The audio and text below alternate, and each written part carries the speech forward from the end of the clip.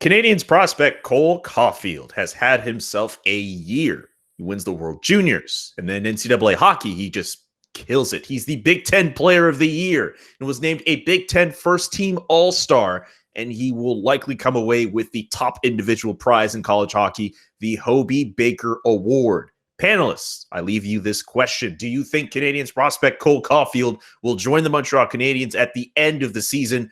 What do you think his ceiling is? I think he will.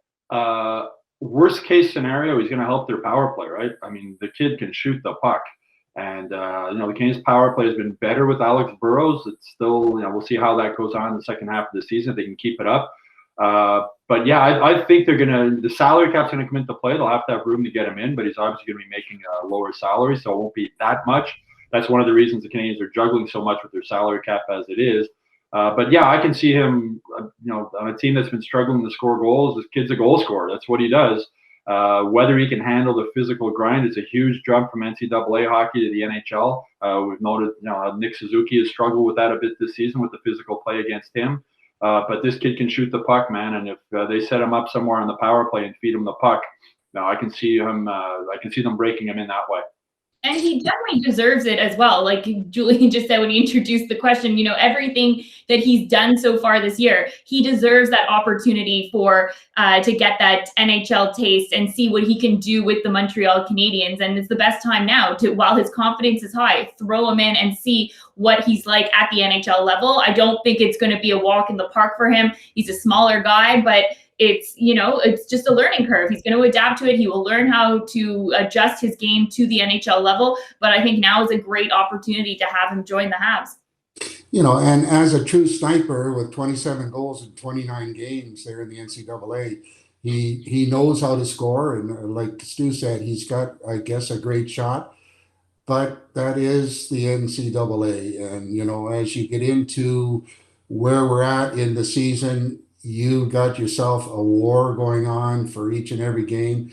And a 5'7" player, he better be really good and really smart and find ways to, to get in those areas that are going to allow him to score. And obviously he's capable of doing that, but whether or not he's capable of doing that at the NHL level is always, a question mark. But he probably will end up showing up because he is that kind of player that they probably need down the stretch to give them an opportunity to add to their scoring depth. And, it'll be interesting to see how they handle this. But again, it's a huge challenge for this kid. Expectations, pressure on him to perform because the hype is, okay, he's a great goal scorer. And you know how that works. If you don't come into your first game and score 4, then you're not a true goal scorer. So time will tell.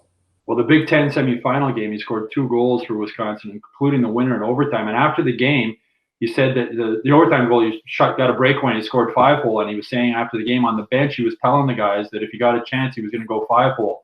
And then he said something to the effect of, I usually see spots before they're there, and then they're there when I go on the ice. And I was like, wow, like that's a goal scorer talking when he said something like that. And, his coach, Tony Granato, played almost half. There was a 6-minute overtime. He played like 4 minutes of it. And Granato said, you just know when he gets a chance, it's going to go in. And he got the chance and it did go in. So, again, as Rick said, huge difference NCAA to NHL. But on the power play, it's I think I might have told this story in the show a couple of years ago at the development camp. Caufield came breaking down the wing and he fired a shot, and all of us in the press box went, wow, like that. He's got a shot, an elite level shot. Even at the NHL, it'll be an elite level shot. The size thing, 5'6" or 5'7", whatever they have him listed at yet. He's not going to grow anymore, but I mean, he's been 5'6" or 5'7" his whole life, and he's scored at every level he's been at. So, we'll see what he can do at the NHL, but the kid's got a wicked shot, and, I'm sure that Mark Bergevin is looking forward to seeing what it can do on the power play, at least. Maybe he's a psychic if he's seeing things before they actually happen. Maybe that's what it is.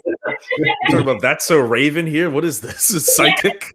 Goodness gracious! And one thing won't change. You can't teach goal scoring. You either you can't do it or not. You can teach how to play defense, but you cannot teach somebody how to score goals, because there's a lot of people waste a lot of time with me on trying to figure out how I could score goals. And I did figure it out one year because I got 3. I was going to make a Rick Green joke, but Rick decided to make it himself. I leave it to the comment section, which I'm sure will calm themselves down about the hype around Cole Caufield. How well do you think he'll be when he eventually joins the Montreal Canadiens? Let us know in the comment section below, and visit hockeyinsideout.com to check out our full episode.